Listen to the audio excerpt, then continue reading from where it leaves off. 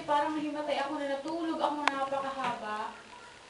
Ganito nangyari. Si Pastora, yung preaching na dumating dun sa renounce. And then tinitigan ko siya, agree ako ng agree. Tapos dumating yung point, sabi niya kung ano may nag-commit ka man sa adultery. Talagang sabi ko, Lord, ako lang at saka ang Panginoon talagang nag-uusap. Sabi ko, Lord, wala naman ako maitatago sa'yo. Sabi ko, hindi man alam ng iba, Lord, ikaw ang nakakaalam ng buhay ko na ano man ang nagawa ko, kasalanan sa'yo, Lord, kay God. Sa mga oras na to, sabi ko, Panginoon, nananampalataya ako sa sinasabi ni Pastor at sinusunod ko, Lord, ang salita mo na, Lord, na ipagkakaloob ko sa iyo ang puso ko, ang buhay ko, binibigay ko sa iyo. Right now, Lord, handa ako, Panginoon.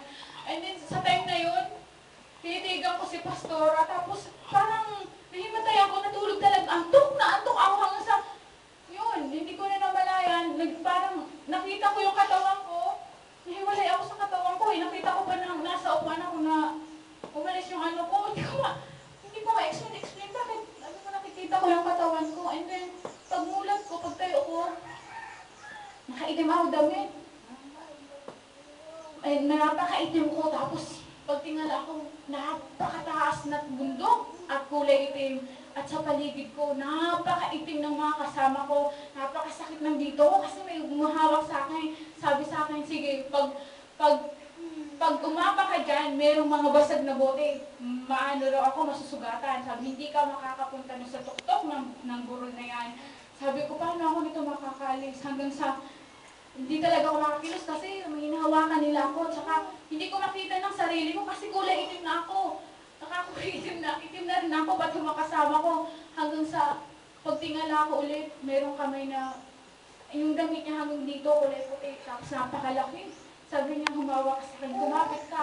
Hanggang sa tinaas ko yung kamay ko, tapos humawak ako, tapos naramdaman ko talagang, hindi ba lang ako nasugatan doon sa mga puti, doon sa hagdanan na yun. Pagdating ko doon, talagang, yung tuktok ng burol, akala natin, ano yun, napakatulis. Pagdating ko doon, napakalapa. At saka, Bermuda grass pala yun. Pinahiga ko doon, at saka napakaraming bata na nakakulay puti.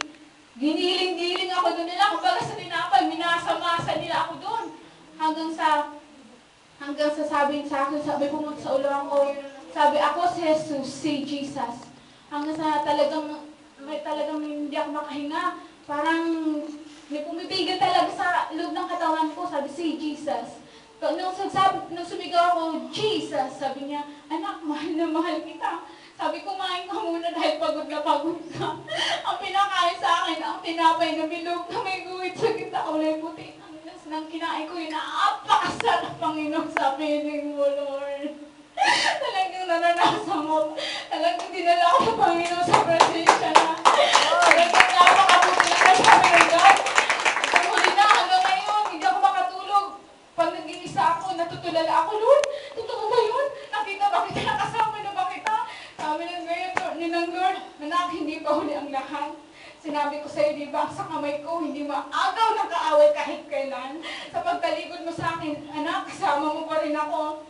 Napakabuti talaga ng Lord dahil lumayo man ako sa pamilya ko, pumunta man ako sa ibang lugar, nakakapag-fellowship pa rin ako. Maraming pastor ang nagpa-promise sa akin na dahil sa ikaw ay nananampalataya ang mga problema mo sa pamilya mo, inaayos ng God. Ang mama mo, ang kapatid mo, hinihipo na puso, lahat kakalimutan ang ginawa mo, ano masakit sa puso mo. Kailangan ikaw mismo ang magpatawad na, kaya napakabuti ng God. Pagdating, tapos dun sa bundok na ako, hanggang sa talagang pinagiling-giling ako doon ng mga bata na nakakulay puti. And then, sabi sa akin, ni Jesus, anak, ako si Jesus, kamay ko to, anak. Sabi, lalagay ko to sa may tiyan mo. Tapos paglagay niya, may parang apoy na pumasok sa tiyan ko. Tapos yun, talagang nakita ko, talaga physically nakita ko, hindi ako nananaginip sa mga oras na yun. May lumabas sa akin na napakalaking kulay itim dito, 3 tao na napakaitim, na talagang napakasakit talaga na lumabas sila, parang sugat, parang mga tinarak na mga matatalim na kutsilyo sa buhay ko, inalis talagang hinang-hina ako hanggang ngayon, ramdam ko physical ang kahinaan. Hindi ko alam, minsan sabi ko, nasan ba ako nanggaling? Bakit ganitong nararamdaman ko? Hinang-hina ako, kumakain naman ako ng namin. Hanggang sa pagdating ko doon sa bundok na yun, umalis yung tatlong napakalaking tao na madidilim. Talagang sabi, tapos pinatayo ako, sabi ko, nasaan ako? Tapos biglang umihip ang hangin, dinala ako sa kalangitan. Ay, naranasan ko, hindi lumakad ng ganito, lumulutang ako. Sa perlas, sa kulay perlas na mga bato ako dumaraan, hindi ako tumatapak, hindi ko nararamdaman mag-marcha, kundi lumulutang, pakiramdam ko talaga, lumulutang ako talaga. Tapos nakita ko ang napakalaking gate na kulay gold, tapos kayo, kasama ko, sumunod kayo, sabi ko, oh, sila rin, inihit ang hangin, pero kayo tuloy-tuloy doon sa pinakamalaki at pinakamagandang bahay na puro ginto. Dinala ko sa isang bodega. Sabi, dito ka muna. Pagdating doon, pinahiga ako. Tinapis-tapisan ng mga daliri ko, yung katawan ko hanggang sa mukha. Habang hawak ako ni Jesus sa ulo. Tapos sabi sa akin, anak, inaalis kong dati mong laman. Pinapalitan ko ng bago, napakaganda anak at napakalinis. Linilinis kita ng banal kong dugo at pinapalitan ko ng laman ko. Nabawa ako sa anak. At sabi niya, anak, mahal na mahal kita kung sa isip mo walang nagmamahal sa'yo. Hindi ako nagmamahal. Lord, thank you so much for sinabi me, Lord. Napakabuti talaga ng Panginoon sa buhay ko. At kasi galing ko doon sa budiga, dinala na ako doon kung nasaan kayo doon sa kalangitan, nasa trono ng Panginoon. Pagdating doon, nag-worship ako, sabi sa anghel, may inutos na siya na napakalaking anghel, sabi kunin mo ang aklat ng buhay. Napakalaki ng aklat ng buhay, hallelujah. Hindi ko halos mayakap yung aklat ng buhay na yun. Tapos sabi niya, nakikita mo ba ang pangalan mo, fade na? Simula ngayon, isusulat ko ulit Giselle, pero amoy na amoy ka pang Peter na kaya, Lord, thank you. Hallelujah! Napakasakit mo, Panginoon. Hanggang ngayon, talagang napakabuti ng ganun, hindi ko pa maiusur sa kabutihan niya sa akin. Tuloy talaga na inihayaan na makuha ko ng kaawan. Talagang binago ako ni God, spiritually, physically. Tapos sabi ng Lord sa akin, sige, mag-worship tayo, nag-worship tayo doon. Hanggang sa marami nagkakantahan tayo. Tapos sabi ng God, anak, nakikita mo yung lupa, tumingin ka doon, Lord.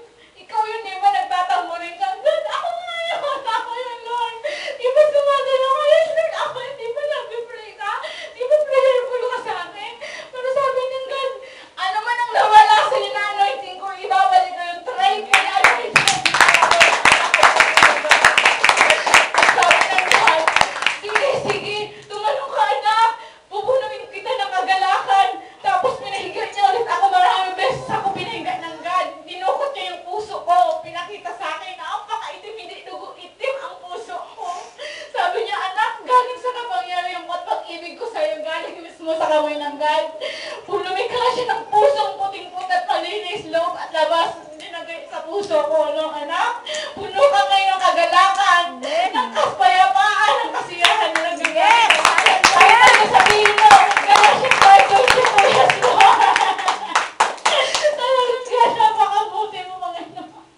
So, nakita mo niya sa akin, di ba? Yung mga kapatid mo, mga tumalikod sa akin, hindi akong papayag na hindi sila lahat manunumbalik.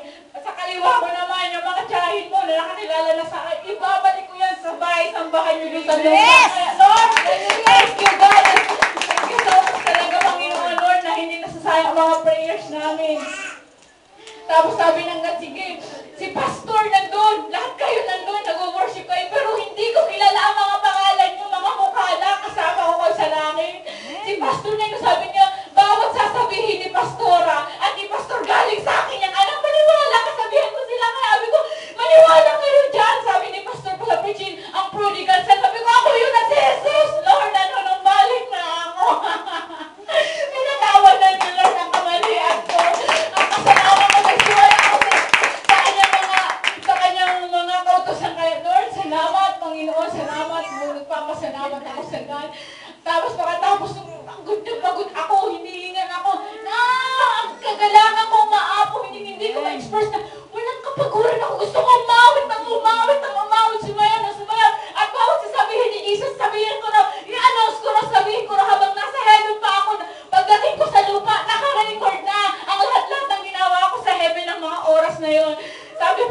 ko pa, Pastor, may pinapasabi sa'yo, Panginoon, sa akin. Sabihin mo, Pastor, sabihin mo, Pastora.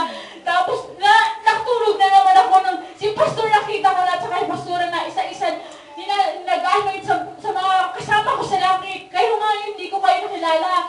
Nahihimatay na naman ako, natutulog na naman ako. Every time na magsasabi ako, yes, Lord, natutulog na naman ako. Tapos pag-isip ko na naman, sabi ni God, anak, tumingin ka sa harapan mo. Napakalaki Christmas tree. Kulay green, puno ng ilaw. At saka, napakarami regalo kung gaano kalaki ang Christmas tree. Ganun din kalaki at karami. Ang regalo ko galing sa God, hinahanap ko kahit hanggang ngayon. Minsan, sabi ko, nasa kaya yan? Kasi totoong panaginip eh. Talagang God is really, really good talaga sa buhay ko. Talagang, Lord, walang imposible sa Panginoon. Kung talagang puso mo, ibibigay mo, surrender mo. Ano mang kasalanan niyang karumihan sa mata ng tao, wala kang kapatawaran. Pero sa Panginoon, may kapatawaran. Walang imposible. Kaya natin na niya at lilinisin. Physically, spiritually, babalik ang pang-puso mo. Puso na nanggagaling sa Kanya. Sabi na ni God, binigyan kita ng kapangyarihan, anak. Pero sinayang mo, kaya binawi ko ulit. Pero ibabalik ko sa iyo na lang. I will use you, anak. Sabi ko, yes, Lord. Napakarami talaga ng ginawa ng Panginoon sa amin. Napakahaba. Ang iba nga, minsan naaalala ko. Minsan ang iba, talaga sabi ko, kinakausap ko minsan sa sarili ko, nakarating daw sa isang lugar na yun. Sabi ko, Lord, naranasan ko na sa langit mo, pinakita na ni God sa akin ang kalangitan at naranasan ko na sa piling niya. Kaya sa mga kapwa ko, youth, mga lihim natin, tanging agad lang. Kung di ko kaya i-confess sa pastora, sa counselor, sa mga kapwa natin youth, tanging ikaw ang makikipag-usap sa Lord, tanging si God. Piling mo pa nabibigkas. Talagang kung puso mo, ibibigay mo puso mo. Si God kikilos at kikilos. Nariringan lang siya sa tabi natin. Hindi tayo papababayaan. Talagang alam niyo ba, hanggang ngayon natutulala pa ako eh.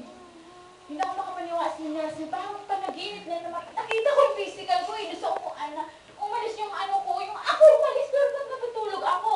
Tulog na ang tulog ko. Napakahabang tulog. Si Sister P, nagigigising ako sa Giselle. Sabi nga, Sister Giselle, gumising ka, may gawain. Sabi ko, ang sarap-sarap panaginip ko. Titingnan ko siya, matutulog na naman ulit ako. Kasi nanaginip ako na napakasarap eh. Nanaginip ako na talagang napakasarap na sa piling ng Panginoon. Nandun ako sa langit. Nandito ang Panginoon sa tabi ko, kung ano sinasabi niya, sinasabi ko. Sabi, sige, right now, kahit talagang walang pinalagpas. Sinabi ko yun, hanggang nasa langit na tayong lahat. Lahat kayo nakita ko, pero pagdating doon, hindi ko kilala yung mga pangalan yun. Bakit kaya gano'n? Talagang napakabuti ng Panginoon. Wala tayo. Tapos sabi nga, talagang nakikita rin ng ganang barney namin na yung mga kuya ko. Pero sabi niya, Lord, lahat yan, manunubalik. Amen! Sinabi ng palatang, ako nga, sila, na talagang tumalikod, na nagpapagamit na sa'yo. Gaano pa, anak sila, na talagang may salita ko ng puso nila. Kaya, sa totoo lang, mga brother and sister, hinang-hina ako physically. Para talaga akong nagmula sa langit na talagang, hindi ko maramdaman, kumain naman ako. Bakit ganito ang hihina ko? Parang pag natutulog ako, hindi ako makatulog. Naisip ko lagi, nag-reflect sa akin, nangyari sa akin. Sabi ko, kailan kaya tumahal sa alaala ko, hindi talaga maayos siya. Talagang lagi. Tapos minsan ngumingit ako kasi full of joy ako eh. Physically, hindi naman masaya, pero galing doon, pagod ako sa kagalakan, pagod ako.